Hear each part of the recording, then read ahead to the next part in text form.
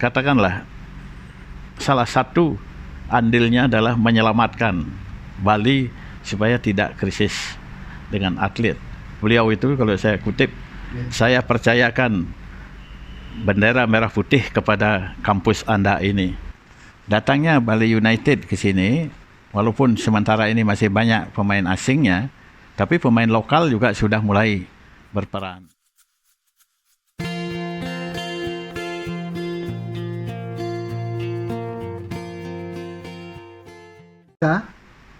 Kampus PGRI Universitas Mahadewa ini dikenal sebagai pemasok atlet-atlet nasional, misal peloncat jauh Maria Londa, kemudian petinju Adi Suwandana, dan banyak lagi, perenang, terus pesilat, banyak lagi.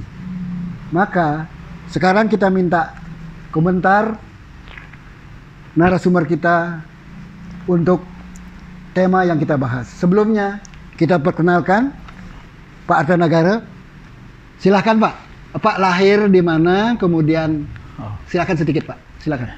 Swastiastu. Terima kasih Pak Betu. Jadi saya lahirnya itu di Singaraja pada tanggal 21 Januari 1944. Ya, tapi besarnya di Kota Denpasar. Karena tugas ayah itu keliling, jadi saya ikut orang tua di sini. Dan mulai dari taman kanak-kanak sampai dengan perguruan tinggi juga sekolahnya di Denpasar juga. Di samping ketika sudah menginjak dari S2 itu ya terpaksa harus mengikuti pendidikan satu di Jakarta di Universitas UHAMKA Jakarta, lalu juga untuk magister hukumnya saya ambil di Narotama Surabaya. Jadi saya sudah punya istri, punya anak, bahkan sampai punya cucu dan buyut. Jadi sudah lengkap saya kira. Tapi tetap berkarya, tetap masih berkarya. Mencoba untuk ikut berkiprah. Itu barangkali riwayat singkat saja. Pemirsa, terkait PON Papua 2021, kita tanyakan ke narasumber kita bagaimana peran kampus terhadap pengembangan olahraga nasional ini dalam pandangan Atut, silakan. Jadi hadirnya PON ke-20 sekarang di Papua ini, kami melihatnya betul-betul sebuah lompatan maju yang luar biasa. Saya kebetulan aktif di olahraga ini mulai tahun 69 ketika Pekan Olahraga Mahasiswa ke-8. Itu saya kebetulan memimpin kontingen mahasiswa-mahasiswa di Bali ke Ujung Pandang. Dan kemudian di KONI saya kemudian dipercaya untuk ikut dalam 3 periode. 2 periode saya duduk di bidang hukum dan etika dan 1 periode di pendidikan. Jadi saya sempat mengikuti beberapa event olahraga, terutama PON. Itu ya selama ini kan biasanya PON itu adanya kalau tidak di Jawa, di Sumatera. Ya, terakhir di Bandung. Sebelumnya di Riau. Nah sekarang justru Pak Jokowi ini memilihnya di Papua. Ini tentu satu langkah berani yang luar biasa. Dan ini dari segi pendidikan karakter saya melihat inilah salah satu wujud bagaimana kita NKRI ini memang nyata adanya. Jadi pembangunan di Papua juga sudah mulai meningkat. Kebetulan saya sudah sempat juga ke Papua, ke Raja Ampat.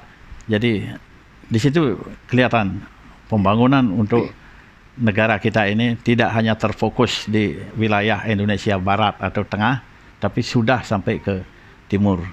Harga premium pun juga sudah disetarakan. Kemudian belum lagi pembangunan-pembangunan yang lain. Nah ini tentu sangat berarti bagi kita bahwa kita memang satu saudara, bahwa kita adalah NKRI. Saya kira itu nilai yang... Kemudian kembali kepada peran kampus nih. Niki maaf, kalau kita lihat referensi di Amerika, banyak sekali atlet-atlet renang, basket, tinju besar dari kampus. Kemudian dibina oleh negaranya. Dulu UNUD juga Ray Bawo, siapa itu banyak akhirnya jadi pemain nasional. Menurut Aji, apakah perhatian pemerintah terhadap pembinaan dalam hal ini memberikan beasiswa untuk sekolah untuk ini sudah cukup atau bagaimana? Silakan. Ya.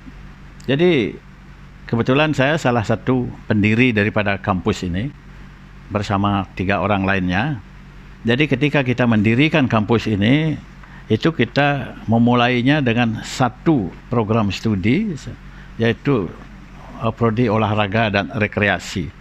Nah, ini betul-betul mengambil manfaat yang luar biasa, karena pada waktu itu atlet-atlet kita yang berprestasi itu sepertinya tidak ada yang memperhatikan, sehingga banyak yang hijrah keluar Bali.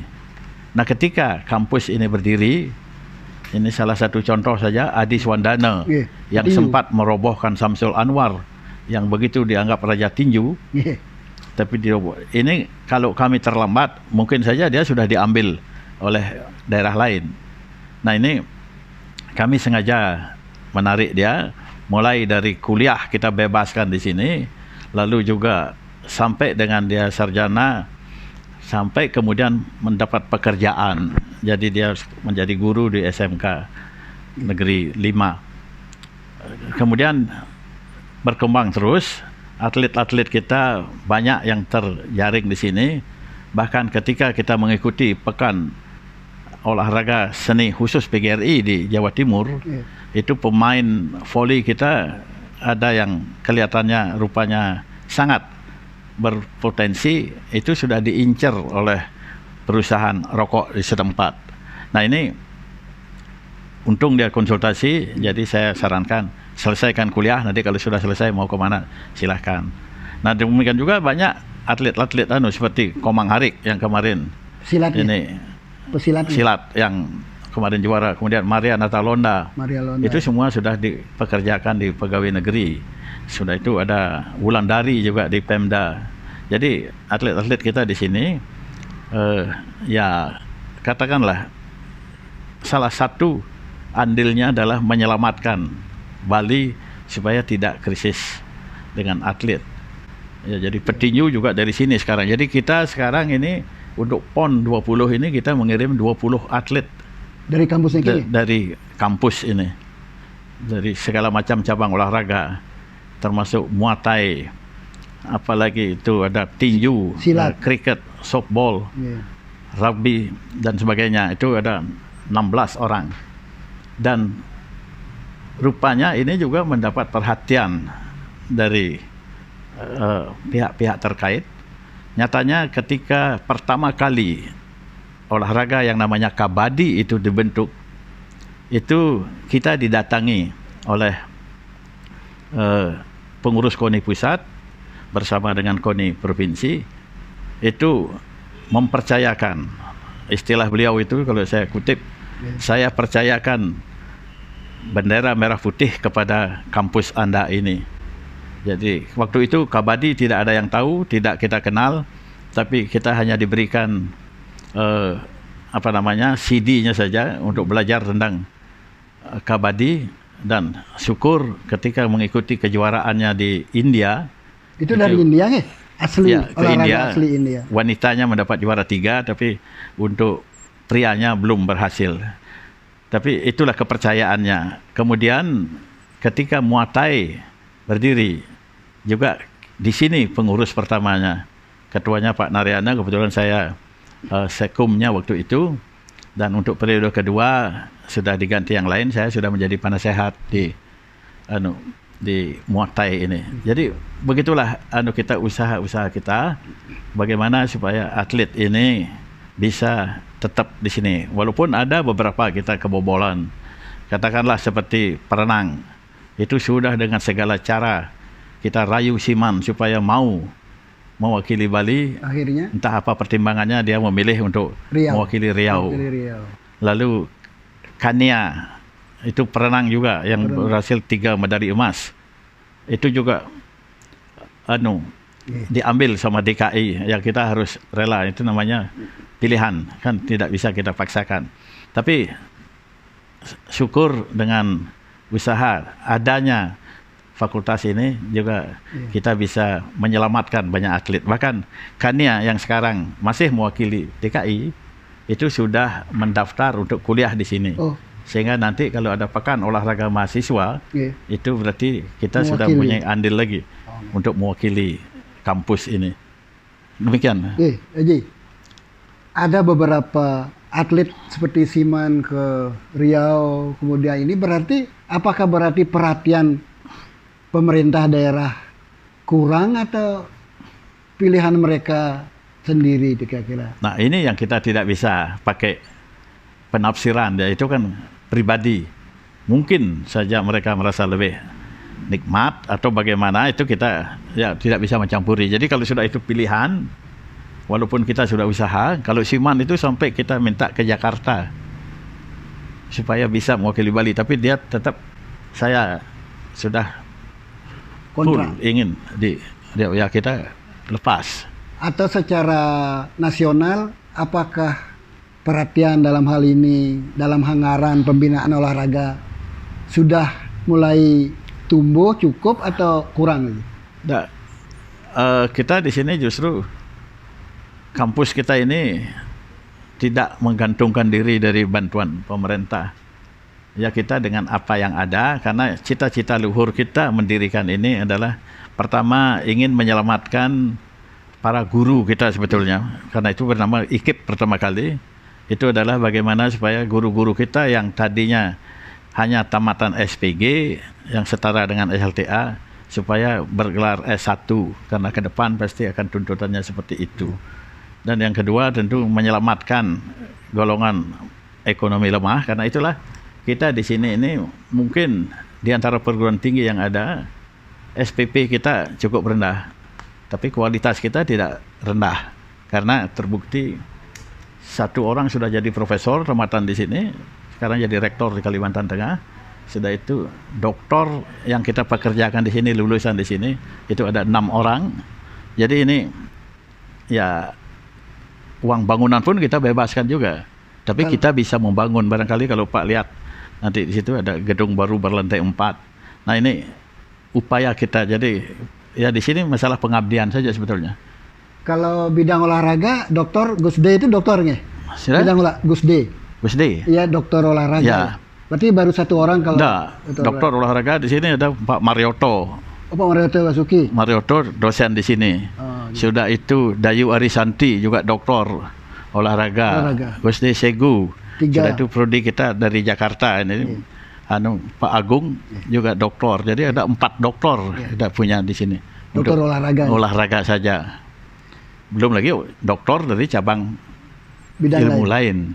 Ji, terkait PON, karena Tuh Haji berkiprah di PON juga di KONI, gimana kurva pengembangan prestasi kontingen Bali? Apakah cukup meningkat atau datar-datar saja atau terus menurun dari tahun ke tahun PON? Kalau dari segi prestasi, dari PON ke PON itu saya lihat meningkat. Jadi waktu zaman Pak Naryana jadi ketua, kita ada di peringkat 9 barangkali. Sudah itu Pak Suwandi tingkat 6. Sekarang kita targetkan ke peringkat 5. Dan saya lihat kalau kesiapan dari ini, pelatihan ini sudah luar biasa.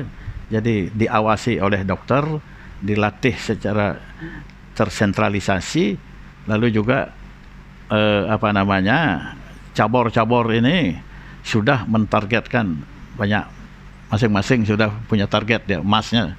Cukup realistis itu target atau terlalu tinggi?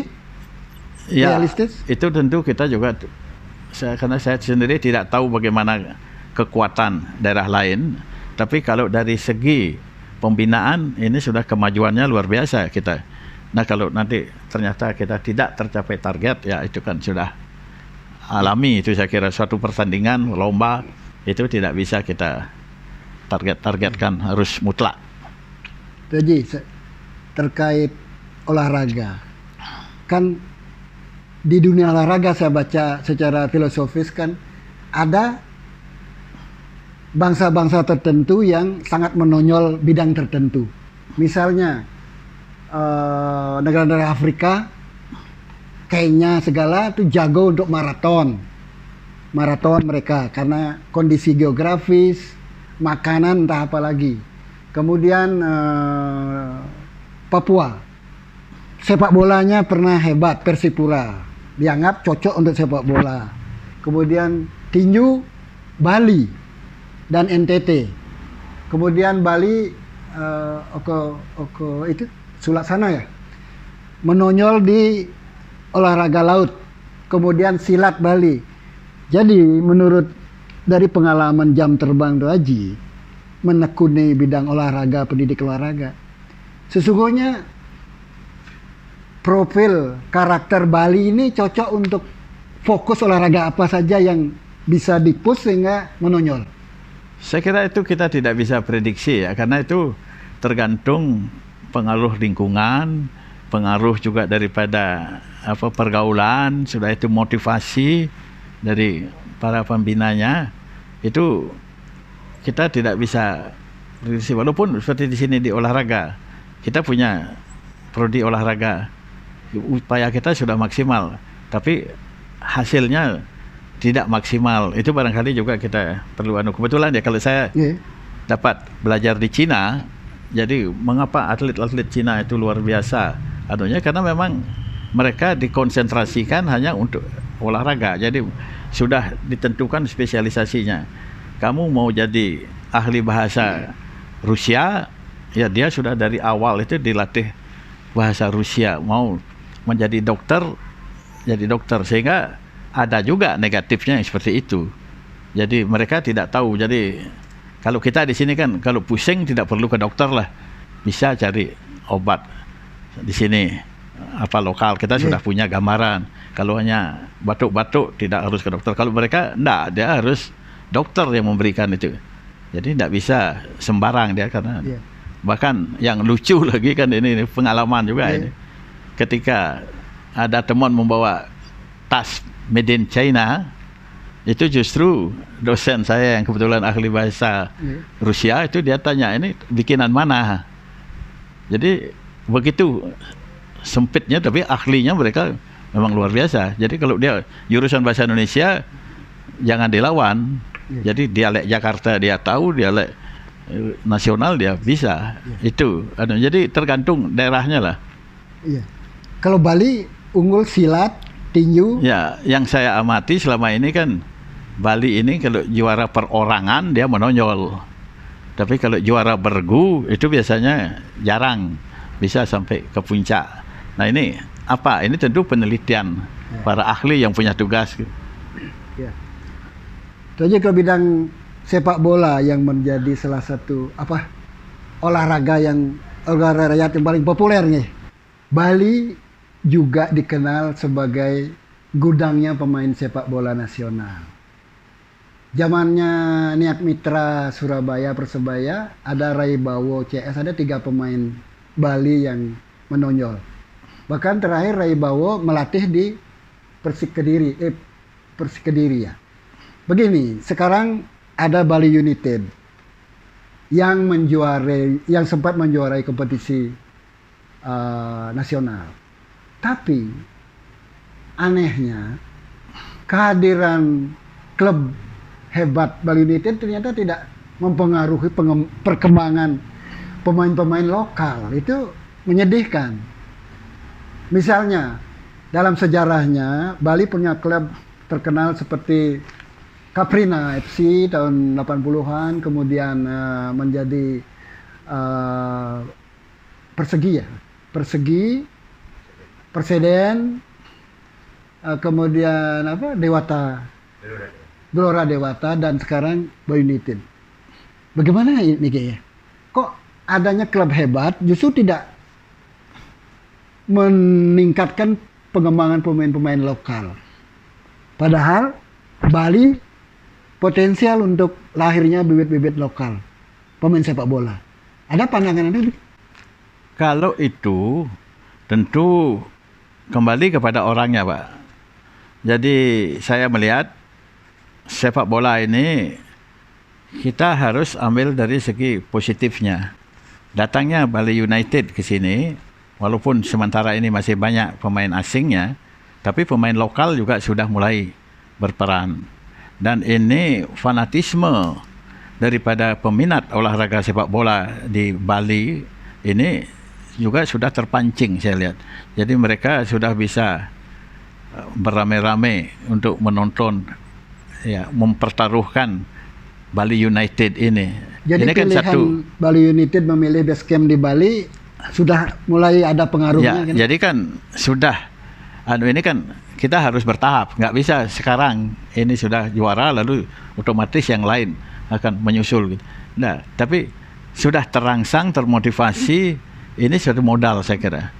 Nantinya juga saya lihat alumni kita sendiri itu dia sudah menjadi pelatih sepak bola, bagian dari Bali United saya kira. Itu karena dia mengambil manfaat dari prestasi ini. Sandika namanya, kebetulan dia mahasiswa olahraga di sini dulu. Jadi dia sekarang sudah melatih banyak anak-anak. Nah ini tentu ke depan ya mudah-mudahan ini motivasi yang diberikan oleh klub-klub yang datang ke sini ini akan bisa memancing generasi muda kita. Jadi adanya kritik bahwa Bali United tidak ada pengaruh apa-apa terhadap perkembangan sepak bola lokal, itu tidak benar ya? Artinya masih dalam prosesnya. Ya saya lihat itu memang langkah awal ya. Jadi memulainya, jadi pemerintah pun mengizinkan adanya atlet-atlet asing sepak klub di klub-klub itu juga terbatas kan. Maksudnya adalah untuk memotivasi supaya penduduk kita, bangsa Indonesia ini juga secara bertahap bisa estafetnya bisa dilaksanakan. Itu. Ya. Jadi sebab sekarang saya lihat ini sudah motivasi menjadi atlet ini sudah luar biasa. Ya cuma memang belum prestasi seperti yang kita bayangkan, tetapi bagaimanapun kalau saya di sini, saya selalu memotivasi, berbahagialah Anda menjadi atlet olahraga, karena yang bisa mengibarkan bendera merah putih di luar negeri itu hanya presiden dan olahragawan. Jadi kalau seorang atlet mendapat juara, itu kan pengibaran bendera, penghormatan. Kalau presiden pergi juga kalau saya pergi kan tidak ada bendera berkibar untuk kita. Nah ini motivasi yang saya berikan. Terima kasih Ibu. Pemirsa, sesi pertama kita tentang pengembangan Pekan PON dan kontribusi kampus terhadap pengembangan olahraga nasional kita akhiri.